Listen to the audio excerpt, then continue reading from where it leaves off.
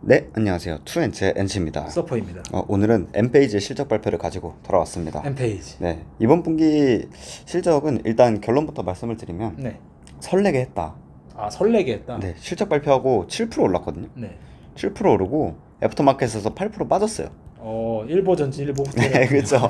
그래가지고 이제 도합 마이너스 1%가 됐다. 어, 네, 그래서 7%? 자고 일어나가지고 좋은데? 이러면서 이제 전 기대 전혀 안 했거든요, 이번 분기. 네. 근데 이제 기대 안 했어? 오케이 이러면서 바로 빼주는 제목에서도 보셨듯이 ESS 기업으로 가실게요. ESS는 굉장히 잘 됐다. 이렇게 볼 수 있습니다. 우선 실적을 보면은 매출 같은 경우에는 363밀리언입니다. 이제 실적 발표를 하고 올랐는데 애프터마켓에서 빠졌다는 거는 이번 분기 실적은 좋았다라는 거예요. 그리고 이제 애프터마켓에서 이제 Q&A 막 이런 거 컨퍼런스 콜 진행하면서 가이던스를 발표하지 않습니까? 네. 가이던스가 미스였다. 이렇게 보면 될 것 같고 이번 분기는 이제 컨센서스가 한 359밀리언이었는데 컨센서스를 상회를 했습니다. 아무도 기대를 하지 않았는데 상회를 했다. 그래서 이게 좀 그 처음에 이제 장중에 주가를 올리는 그런 이슈였고요. 마진 같은 경우는 46.9%. 그래서 YOY로는 1.7%포인트 올랐고 QOQ로 뭐 소폭 빠졌습니다. EPS도 뭐 굉장히 많이 올랐고요. 그리고 컨센서스 대비해서도 굉장히 좋은 실적을 보여줬습니다. 관세 때문에 이제 컨센서스가 많이 빠졌었는데 관세 영향이 생각보다 덜했다 이렇게 볼 수도 있겠죠. 그리고 이제 제가 사실 주목했던 게 이거였거든요. 너무 힘든 상황이지 않습니까 지금 기업이. 근데 만약에 내가 아는 기업이 내가 알던 기업이 아니면 어떡하지? 그러니까 나는 캐시도 많고 영업도 잘하고 있는데 네. 이런 기업을 산 건데 영업은 사실 이거는 뭐 예측 불가능한 이슈로 이렇게 빠지고 있는 거잖아요. 근데 이제 기업 펀더멘탈은 난 여전히 좋다라고 생각을 했는데 만약에 점점 영업도 안 좋아지고 캐시도 빠지면 난 어떻게 해야 되지? 이런 생각을 문득문득 했었거든요. 네. 근데 이제 캐시는 여전히 굉장히 많습니다. 그래서 저번 분기 대비해서 소폭 올랐고 1.53빌리언으로 얘네 지금 시가총액이 제가 알기로 5빌리언 정도 맞아요. 됐던 것 같은데 시가총액 대비해서 이제 굉장히 많은 현금을 보유한 기업이 됐다. 물론 시가총액이 빠져서. 다음에 이제 뭐 마이크로 인버터는 뭐 그냥 쏘쏘했다 이렇게 보면 되고 이번 분기 배터리가 미쳤습니다. 지금 몇 개 분기 연속 배터리가 미쳤는데 190.9메가와트아워를 판매를 했습니다. 이 YOY 대비해서는 거의 60% 성장을 하고 있는 거고 QOQ로도 12% 성장을 했습니다. 그래서 컨센서스가 175였기 때문에 컨센서스 대비해서도 굉장히 상회를 했고 가이던스 상단이 180이었거든요. 그래서 가이던스 상단도 상회를 하는 굉장히 호실적을 보였다 배터리는 이렇게 보면 될 것 같아요. 네, 그래서 뭐 이번 분기 세이프하버가 40밀리언 나왔고 뭐 이건 한번 쫙 보시면 될 것 같습니다. 이번 분기 관세 영향으로 2%포인트 타격을 받았다라고 했는데 이 분기에는 원래 이제 그 배터리 지금 잘 나가는 게 배터리지 않습니까? 그쵸. 이 배터리에 중국세를 쓰거든요. 중국산. 네, 중국산 셀을 쓰는데 2분기에는 이제 원래 갖고 있던 배터리 재고가 있기 때문에 영향이 덜하죠. 그리고 이제 3분기에 이제 제대로 시작된다 이렇게 얘기를 했었기 때문에 2%포인트 정도밖에 타격을 받지 않았다 이렇게 보면 됩니다. 네.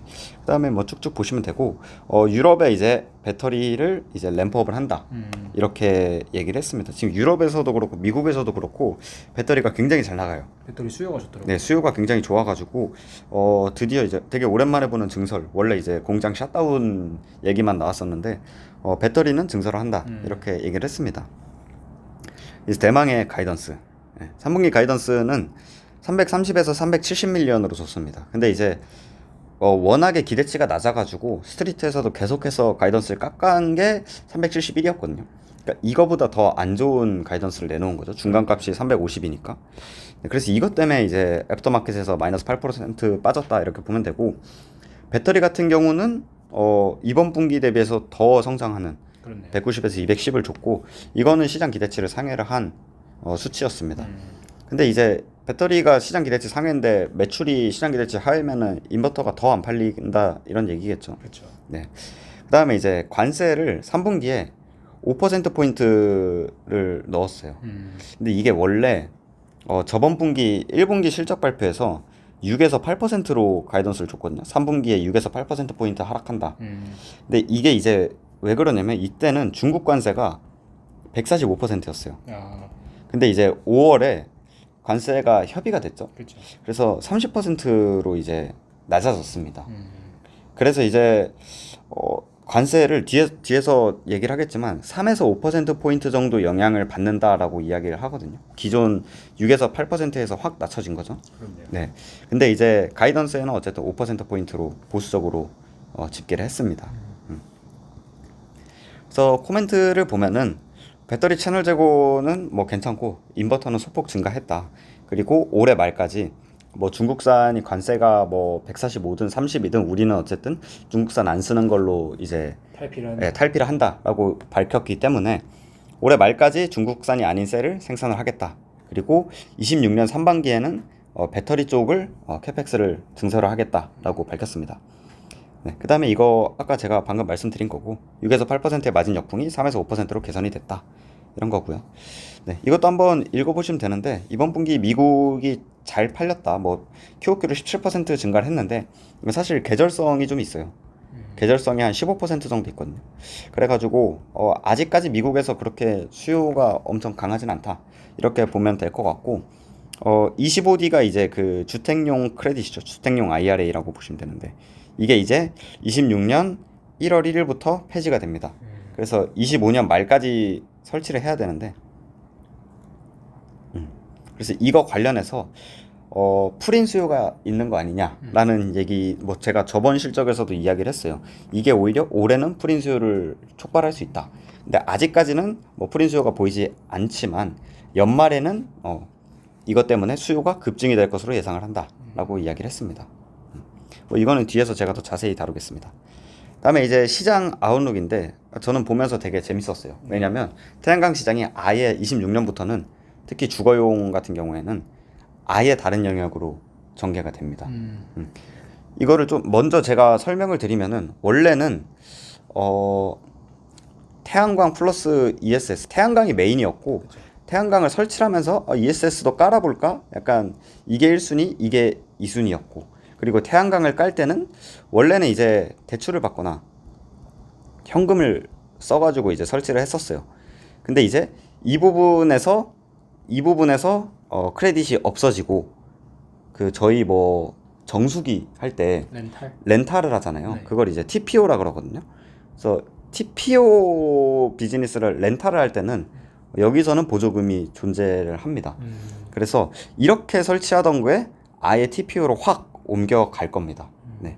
그래서 이제 렌탈 쪽이 굉장히 많이 일어날 거고 태양광을 설치하는 게 아니라 ESS가 메인이 될 겁니다. 네. 그래서 이제 원래는 엔페이스 에너지도 태양광에 들어가는 마이크로 인버터가 메인이고 ESS가 이제 뭐 서브였다면은 어느 순간부터 지금 ESS만 잘 팔리고 있잖아요. 그러니까 지금 증설도 그렇고 점점 ESS 기업으로 넘어가는 느낌입니다. 근데 어차피 ESS에도 인버터가 들어가긴 해요. 그래서 두 개가 기술적으로 연관이 돼 있기 때문에 엔페이지도 시작을 한 거거든요. 그래서 뭐 어찌됐든 메인은 ESS 쪽으로 옮겨가지 않을까라는 생각입니다. 그래서 뭐 큰 폭의 변화가 있을 거다라는 얘기고 임대 방식으로 전환이 가속화될 거다.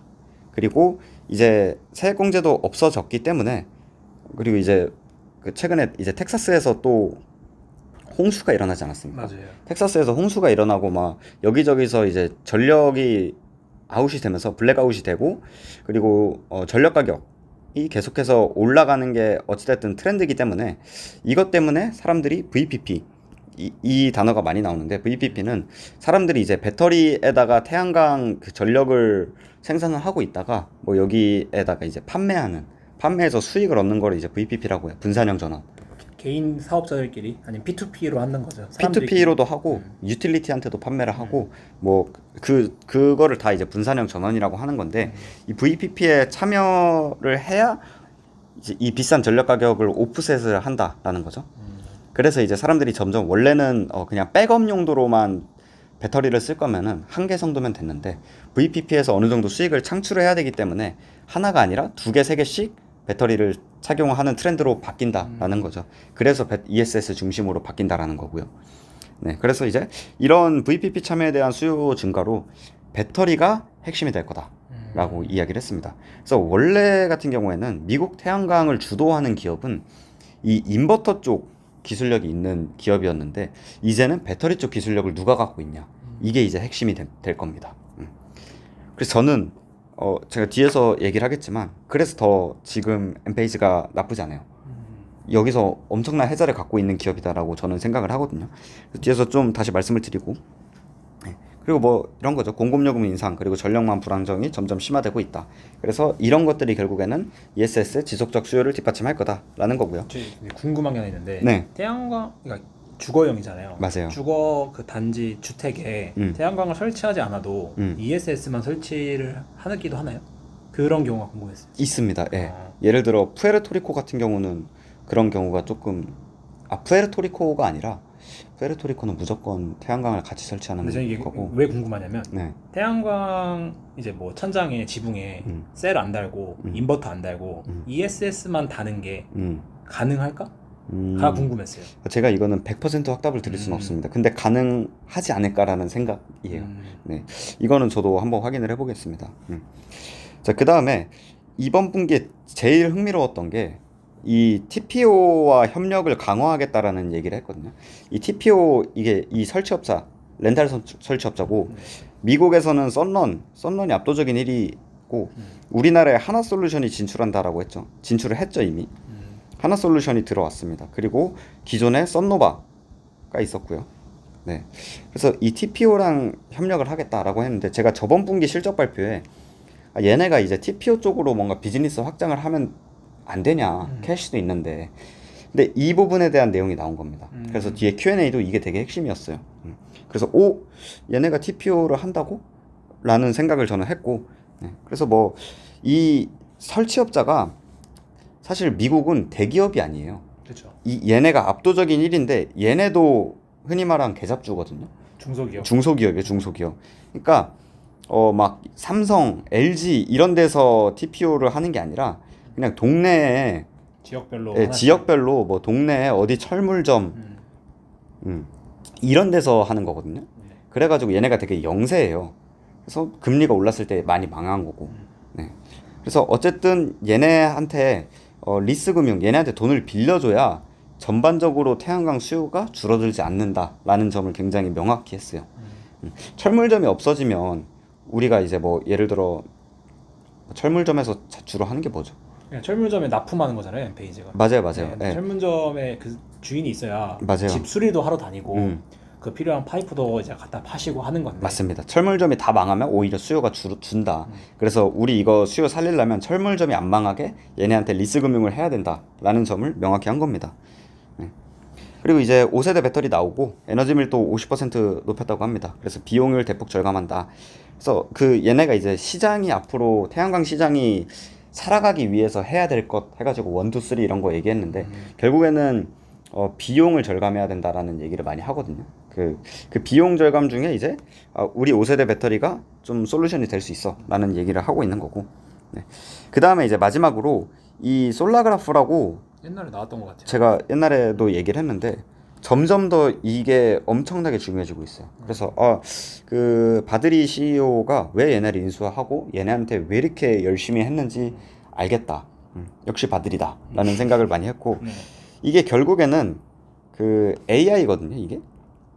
그러니까 소프트웨어겠죠. 이 철물점에서 이제 뭐 소비자가 철물점한테 가가지고 우리 설치해 주세요라고 했는데 엠페이지 게 있고 솔라이지 게 있고 테슬라 게 있잖아요. 네. 근데 이제 뭘 설치해야 얘한테 가장 좋을지 이거를 AI가 계산을 해가지고 이걸 설치하면 몇 년 안에 뽕 뽑을 수 있습니다. 네. 이런 거를 해주는 거예요. 그래서 이게 잘 돼야 소비자들이 더 많이 이용을 하고 그리고 이제 그 설치 시간이 줄어들고 그 다음에 그게 결국에는 경제성으로 이어진다. 이런 내용이거든요. 그래서 여기에 대해서 지금 굉장히 많이 포커싱을 하고 있다라는 내용입니다. 결국은 철물점을 더 살려줘야 된다. 맞아요. 철물점을 계속해서 지원해야 된다. 좋게 만들어줘야 된다. 맞습니다. 예. 그게 뭐 금융적으로든 아니면 뭐 소프트웨어적으로든 철물점을 계속해서 지원해야 된다라는 얘기죠. 네, 바로 이제 첫 질문이 이제 TPO 협력 어떻게 할 거냐 이런 내용이죠. 그리고 TPO 시장 점유율이 지금 어떻게 바뀌고 있고 26년에는 어떻게 될 거냐 이런 거고 뭐 아시다시피 미국 내 그 엠페이즈 시장 점유율은 굉장히 높죠. 현금 고객이든 대출 고객이든 TPO 고객이든 모두에서 높은 점유율을 기록을 하고 있다. 그리고 우리는 이 높은 점유율을 기반으로 거의 80% 이상의 TPO 고객과 협력하고 있다고 합니다. 엔페이즈가 80% 이상의 철물점이 엔페이즈 거를 다 이제 쓰고 있다라는 내용이죠. 그래서 매주 설치업자들이랑 불러가지고 계속해서 회의를 하고 있대요. 너네 지금 제일 어려운 게 뭐야? 제일 어려운 게 뭐야? 뭐가 필요해? 그래서 결국에는 이제 리스 금융 서비스를 제공할 수 있으면 시장 침식을 막을 수 있을 거다라는 결론까지는 나왔어요. 그래서 이제 우리가 어떻게 할 거냐, 뭐 내부적으로는 있겠지만 아직 자세한 내용을 공유할 준비가 되어 있지는 않지만 다음 실적 발표에서 디테일을 공유할 거다라는 내용입니다. 그래서 제가 뒤에 가져왔는지 모르겠는데 제가 그 미세한 건 다 뺐거든요. 네. Q&A. 그래서 그러면 니네 1.53빌리언 있는데 이거 그냥 직접적으로 지원해 주는 거냐? 현금. 네, 니네 은행 되는 거냐? 이거는 전혀 고려하고 있지 않다라고 이야기를 해요. 그래서 이건 잘한 게 지원해줬다가 망하면 어쩔 거야. 이게 진짜 답도 없거든요. 엔페이지 입장에서 돈 꿔줬는데 지금 힘든데 나 먹고 살 것도 없는데 뭐 옆에 친구는 진짜 굶어 죽을라 그래서 뭐 내 돈을 준다. 그럼 진짜 같이 죽을 수 있거든요. 그렇죠. 그래서 이거는 아니다라고 얘기를 했어요. 그래서 어떤 식으로 지원을 할지 이거는 저도 좀 궁금한데 이건 다음 실적에서 나올 것 같아요. 다음에 이제 3분기에 세이프 하버 이거는 미리 땡겨오는 거죠. 제가 이거 뒤에서 다시 말씀드리겠습니다. 3분기에 어쨌든 매출 가이던스에는 세이프 하버가 포함이 되지 않는다라고 이야기를 했고요. 그리고 그 주택용 그 IRA 관련해서는 4분기부터 본격적으로 나타날 거다. 그리고 확신한다. 이렇게 이야기를 했습니다. 그러니까 25D가 사라지는 효과가 나타난다는 거죠. 맞아요. 사라지기 직전에 수요가 엄청나게 몰릴 거다라고 확신을 한다라는 얘기고요. 그리고 엔페이즈가 26년에 전체 태양광 시장이 주택용 태양광 시장이 20% 감소를 할 거다라고 이야기를 했거든요. 이걸 좀 자세히 얘기해줘라라고 하는데 원래는 이제 25년에는 2기가가 이제 TPO 그리고 2.5기가가 직접 현금을 내거나 아니면 대출을 통해서 하고 있었다면 TPO가 2.5로 늘어나고 현금 대출이 1기가로 대폭 준다. 이건 개인적인 거다라고 이야기를 했지만 어쨌든 그래서 총 시장 규모로 봤을 때는 20% 정도가 감소하지 않을까라는 얘기를 했고요. 그 다음에 이제 이거 중요한 내용인데 기존 주택 소유자에게 충전기 얘네 이제 EV 차저 2 나왔거든요. 1은 사실상 없는 제품이고 본격적으로 2가 나왔고 배터리를 추가할 수 있는 능력 그러니까 신규 고객 말고 기존에 니네 태양광을 쓰고 있는 애들한테 추가적으로 상품을 어떻게 팔 거냐. 그렇죠. 그리고 만약에 팔게 되면 뭐 단위 경제성에 대해서 뭐 어떻게 되냐. 뭐 이런 내용이고 기존 고객이기 때문에 뭐 비용은 훨씬 낮다. 그리고 이게 제가 지금 좀 강조를 드리고 싶은 내용인데 근본적 장점이 존재한다. 바로 AC 결합 방식이다. 이게 AC 방식이 있고 DC 방식이 있거든요. 그 배터리 인버터에. 근데 이게 이제 엔페이즈고 DC 방식이 솔라엣지랑 테슬라예요. 그래서 이제 뭐가 더 효율적이냐 이런 것도 뭐 이거는 완전 기술적인 거기 때문에 뭐 잘 모르겠으나 가장 큰 차이점이 처음 설치하고 나서 뭐 이 태양광을 처음 설치하고 배터리를 처음 설치하고 나서 그 다음에 만약에 배터리를 추가하려면은 AC는 그냥 추가만 하면 되는데 DC는 이걸 다 바꿔야 된다고 합니다. 그러니까 확장성에서 엄청난 차이가 있는 거죠. 근데 지금 아까 말한 것처럼 26년부터 태양광 시장이 완전히 바뀌잖아요. 그래서 배터리를 굉장히 높은 확률로 계속해서 추가를 해야 될 확률이 매우 높다.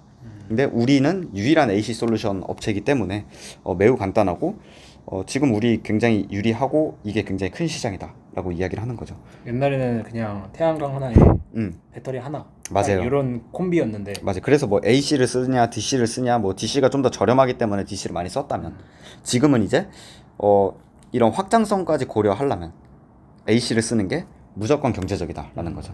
근데 이제 고객들이 보통 처음에 이런 비싼 걸 설치할 때 뭐 나 뭐 한 10년 뒤에 추가적으로 설치해야 될 것 같아라고 생각하지 않잖아요. 그래서 설치업자들한테 이 솔라그래프 아까 그 솔라그래프가 정확히 이제 이거를 계산을 해가지고 시뮬레이션을 해줘야 돼요. 설치업자들을 먼저 이해를 시켜야 되고 이 생태계를 그리고 설치업자가 고객한테 이거를 제대로 이야기를 해줘야 돼요. 제가 봤을 때는 아직까지 이 부분이 포커싱이 안 돼 있습니다. 그러니까 소비자든 설치업자든 이거의 장점을 아직까지 명확히는 모르고 있는 것 같아요. 그래서 엔페이스도 이거에 대한 교육 그리고 마케팅을 좀 확대해야 될 필요성을 많이 느끼고 있는 것 같습니다. 언젠가는 이게 드러나겠죠. 뭐 이런 내용입니다. 네. 그래서 시장은 아까 말한 것처럼 7%로 했다가 마이너스 8% 하락했는데 저는 그러니까 결론적으로는 가이던스가 안 좋았던 거잖아요. 그 그쵸. 3분기 가이던스가. 근데 저는 그 정도인가 싶습니다. 솔직히. 3분기 가이던스가 많이 보수적이다라고 저는 생각을 해요. 그래서 그거에 대한 이유를 좀 말씀을 드리겠습니다. 일단 첫 번째로 세이프 하버 매출이 3분기에 아예 0으로 잡았거든요. 엔페이즈가. 네. 근데 저는 0은 아닐 거라고 생각을 해요. 여기서 10밀리언 정도는 추가되지 않을까라는 생각을 합니다. 일단 1분기에 세이프 하버가 54밀리언 그리고 2분기에 40밀리언이 나왔거든요. 근데 3분기에는 0으로 얘네가 잡아놨는데 그 이유가 세이프 하버라는 게 1분기, 2분기 때는 IRA가 어떻게 될지 확정되지 않았잖아요. 그쵸. 확정되지 않았으니까 야 내가 지금 미리 구매를 해놓을 테니까 그럼 그때는 크레딧을 받을 수 있었거든요.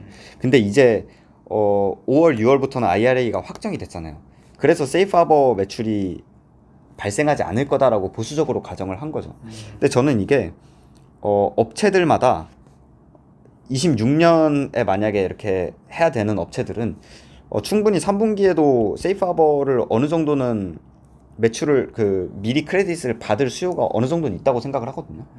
그렇기 때문에 0까지는 아니지 않을까. 뭐 그런 생각을 하고 있고, 두 번째로는 엔페이지가 준 41에서 44% 마진이 굉장히 보수적이다라고 저는 생각을 합니다.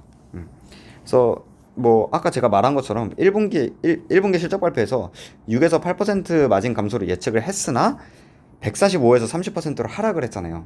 근데 지금 가이던스에는 5%포인트 하락을 잡아 놓은 거거든요. 네. 그렇기 때문에 저는 이거는 좀 많이 보수적으로 했다라고 생각을 하거든요. 그렇기 때문에 이 정도 마진 가이던스를 줬는데 현재 지금 시장에서도 41.8% 정도로 굉장히 낮게 얘네 3분기 마진을 책정을 하고 있거든요. 저는 만약에 5%포인트가 아니라 4%포인트만 돼도 이게 그 중간값이 한 42에서 43이니까 충분히 시장 가이던스보다는 높은 마진을 기록하지 않을까라는 생각을 합니다. 왜냐하면 145에서 30%로 낮아진 거기 때문에 5%포인트까지는 감소하지 않지 않을까라는 제 생각이고요. 그리고 세 번째로는 배터리가 지금 엄청나게 잘 팔리고 있고 다음 분기에도 배터리가 줄어들 가능성이 사실 저는 별로 없다고 생각을 하거든요. 이번 분기 배터리가 190메가와트 팔았잖아요. 그래서 YOY 60%, QOQ 12% 정도 성장을 했는데 미국이랑 유럽 모두에서 지금 수요가 굉장히 좋습니다. 공공요금이 인상되고 있고 전력망도 불안하고 그리고 동적요금제 뭐 여러 가지 이게 램이죠. 램 도입 이런 것 때문에 사실 배터리의 수요는 계속해서 지금 우상향한다라고 보시면 돼요. 그래서 엔페이지도 램프업을 하는 거고. 근데 그래서 이제 엔페이지도 3분기 가이던스를 190에서 210메가와트 정도를 제시를 했거든요. 근데 지금 시장은 170에서 175 정도를 반영을 하고 있어요. 그래서 지금 저는 현재 시장에서 반영하고 있는 그 예측치 자체가 굉장히 보수적이다. 얘네가 계속해서 다운턴이었기 때문에, 그리고 3분기가 원래대로라면은 다운턴의 가장 안 좋은 부분이거든요. 관세 영향을 가장 크게 받기 때문에. 그래서 더욱더 보수적으로 지금 시장 예측치가 형성이 돼 있는 것 같은데, 이번 분기 실적 발표의 내용들을 종합해 봤을 때 시장의 예측치보다는 훨씬 좋은 실적을 낼 가능성이 굉장히 높고, 엔페이지가 제시한 가이던스 또 제가 봤을 땐 3분기에는 이것보다는 훨씬 더 높을 가능성이 굉장히 높다. 여러 가지 뭐 이런 제 논리에 의하면은. 그렇습니다. 그래서 제가 이번 분기 실적 발표에서 앱장에서 마이너스 8% 빠진 게 좀 시장이 너무 과민한 반응이 아닌가라는 생각을 하고, 그리고 중요한 게 3분기 실적 발표에서 이제 4분기 가이던스를 발표하지 않습니까? 그렇죠. 4분기 가이던스에 이제 프린 수요가 반영이 됩니다. 그래서 이게 이제 굉장히 3분기 실적 발표 때 시장에서 서프라이즈가 될 요인이라고 저는 생각을 하거든요. 그래서 이런 것들을 다 고려를 했을 때 지금 마이너스 8% 하락한 가격이면은 여기서 다운사이드보다는 업사이드를 노려보는 게 훨씬 더 확률이 높은 위치다라는 생각을 갖고 있습니다. 제가 보다 보니까 제가 드는 생각이 네. 이제 3분기에 생각보다 실적이 괜찮을 거다라는 얘기 맞아요. 하나랑 4분기에 이 수요가 얼마나 좋을지 좀 모니터링할 필요가 있다. 맞아요. 그래서 다 중요한 말인데 사실 저는 이거는 되게 마이크로한 일인 것 같아요. 지금 결국에는 가이던스 떴을 때 하락한 것도 물론 과하게 빠졌지만 그 기저에는 결국에는 이 기업이 장기적으로 어떻게 될 건가에 대한 그 걱정? 네네. 네, 투자자들의 그러니까 아직 의구심? 나는 이게 근데 결국엔 장기적으로 괜찮을까 이 기업이? 근데 지금 잘 나가는 게 지금 배터리가 장기적으로 좀 괜찮은 형국이고 맞아요.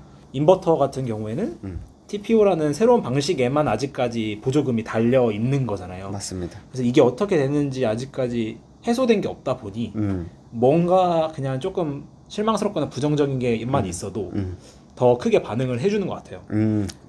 그럴 수 있습니다. 네, 그래서 제가 느끼기에는 3분기, 4분기 실적이 좋더라도 단기간에 뭐 단기에 잠깐 이렇게 좋을 수는 있겠는데 결국에는 큰 흐름에서 이 기업이 장기적으로 괜찮을까?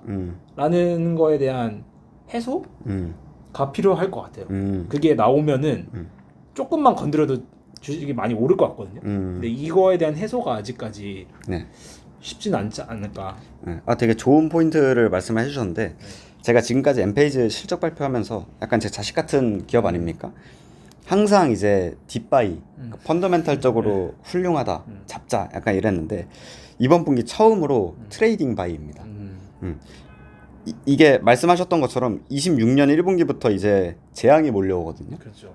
그럴 수도 있고 아닐 수도 있는데 아무튼 맞아요. 저는 걱정이 되는 기간이죠. 무조건 빠질 거라고 생각을 해요. 그 수요는 무조건 빠질 거고 그게 20%가 될지 뭐 40%가 될지는 아직 모르는 상황이기 때문에 그래서 저도 지금 선뜻 쉽게 손이 나가지 않고 근데 이제 처음으로 트레이딩 바이다라고 하는 거는 지금 3분기가 굉장히 안 좋기 때문에 여기서 서프라이즈가 나면은 저는 단기적으로는 많이 오를 것 같거든요. 그래서 딱 4분기 실적 발표 전까지 지금부터 요때까지 좀 굉장히 뭐랄까요 지금 뭐 다른 기업 다른 증시도 지금 엄청나게 높은 상황에서 굉장히 좋은 위치다라는 생각이고 옛날처럼 펀더멘탈적으로 야 이거 지금 사야 된다 이런 의견은 드리기 쉽지 않아요.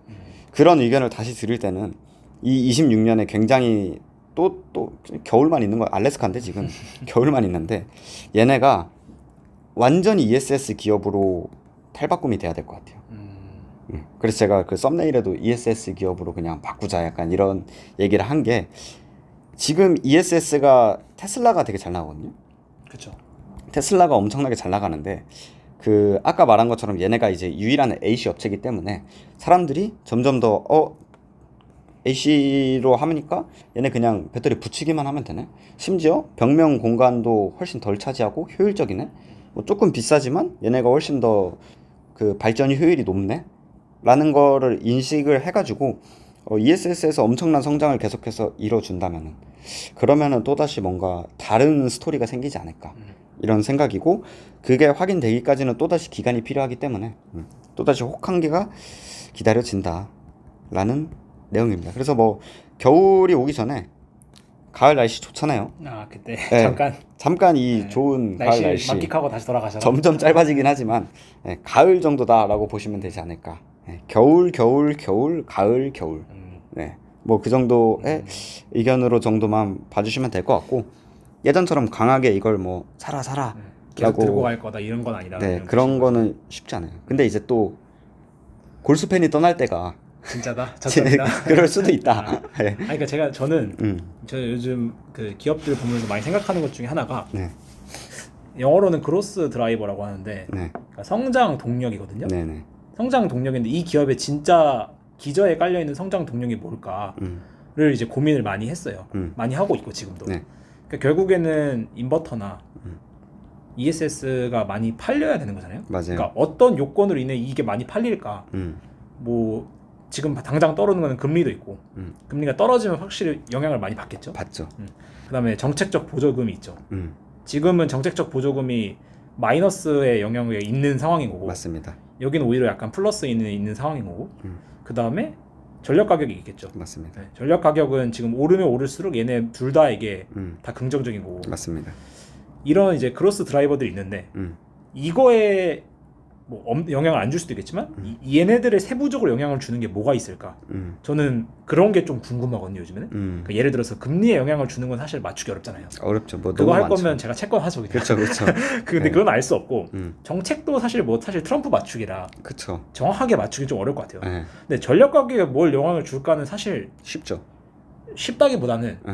되게 다양할 것 같거든요. 음. 뭔가 이벤트들이 되게 많을 것 같아요. 예를 들어서 아까 말씀하신 대로 자연재해가 더 심해져서 전력 가격이 더 뛸 수도 있는 거고, 혹은 특정 유틸리티 기업이 좀 이슈가 생겨서 그렇죠. 될 수도 있는 거고. 그러니까 이게 뭐가 될지는 모르겠는데 이 그로스 드라이버들이 되게 다양할 요소들이 있다고 생각해요. 근데 뭐 금리나 정책적까지는 저희가 네네. 맞출 수는 없을 것 같고, 이런 애들이 일단 뭐가 있는지, 이 1, 2, 3번이 뭐가 있는지가 있고, 이 3번에 뭐가 있는지, 이게 요즘 제가 기업 볼 때 좀 많이 보는 거예요. 그래서 이것까지 알면 솔직히 이 기업을 많이 아는 편 아닌가 이렇게 생각이 들어서 네네. 뭐가 있을까? 과거에는 뭐가 있었을까? 사실 이거는 이걸 많이 보는 편입니다. 뭐 저에게 답변을 요구하신 건 아니겠지만 그쵸, 혹시 그쵸. 궁금해하실까봐 네. 사실 이 전력 가격에 대해서는 이게 좀 지역마다 다르거든요. 근데 그렇죠, 이제 그렇죠. 메인 드라이버는 저는 결국에는 전력화, 데이터 센터가 사실 가장 크게 유럽이든 미국이든 움직이는 것 같고, 그 다음에 이제 그 전력망 건설 속도죠. 그쵸. 대체 에너지. 예. 그러면 이 전력은 수요는 증가하는 건데 공급은 어떻게 될 것인가? 뭐 만약에 원자력이다라고 하면 원자력을 짓는 그 기간이 있기 때문에 뭐 만약에 10년이라고 해보면은 이 10년 동안 수요는 올라가는데 뭐 공급은 쉽지 않다라고 하면 전력 가격은 오르는 거고, 그리고 뭐 유럽에서는 훨씬 더 이 두 개가 연동이 돼 있어요. 프랑스에서는 갑자기 전력 가격을 안 올린다 그러고, 약간 우리나라도 비슷한 거죠. 우리나라도 좀 전력 가격이 정치랑 연결이 돼 있잖아요. 그쵸. 이게 전력이라는 게 되게 공공요금이라 이건 또 정치랑 연결이 돼요. 예. 그래서 뭐 이것저것 국가마다 다르지만 어쨌든 저는 전력 수요 측면에서는 계속해서 올라가고, 공급을 어떻게 뭐 확대를 하는지는 뭐 정치적인 것도 어느 정도 포함이 돼 있지만 어쨌든 뭐 큰 틀은 전력 가격은 상승한다라는 게 이제 제 주요 논지긴 합니다. 여기서. 이런 거를 원래는 제가 생각을 많이 안 했었는데 네. 요즘엔 이런 걸 좀 많이 봐요. 그래서 방금 말씀하신 걸 기반으로 생각해 보면 네, 데이터 센터가 이제 계속 늘고 있잖아요. 맞습니다. 근데 유틸리티가 계속 늘릴 수가 없으니까. 늘릴 수가 없죠. 그래서 기존에 있는 전력망으로 불가능해질 수도 있고, 아니면 기존 거는 그냥 기존대로 가는 거고 데이터 센터는 그냥 데이터 센터 전용으로 따로 까는 거다 이렇게 될 수도 있는 거고. 네네. 그러니까 이런 거에 대한 생각을 해보는 게 저는 요즘 좀 많이 해보는 것 같아요. 나중에 이제 뭐 그런 생각 같은 것도 영상으로 공유를 해주시면은 네. 저도 좋을 것 같습니다. 알겠습니다. 예, 요즘 좀 답답한 게 많아가지고 투자에 있어서. 연금을 잘하시잖아요. 네, 연금은 지금 계속해서 올타임 하이를 기록하고 있는. 연금을 잘하시잖아요. 네, 알겠습니다. 네, 오늘 영상 준비하느라 너무 고생 많으셨고, 네. 그래도 간만에 괜찮은 내용들이 네. 많이 들려서 좋았던 것 같습니다. 네, 저희는 다음 영상에서 찾아뵙겠습니다. 그럼 안녕.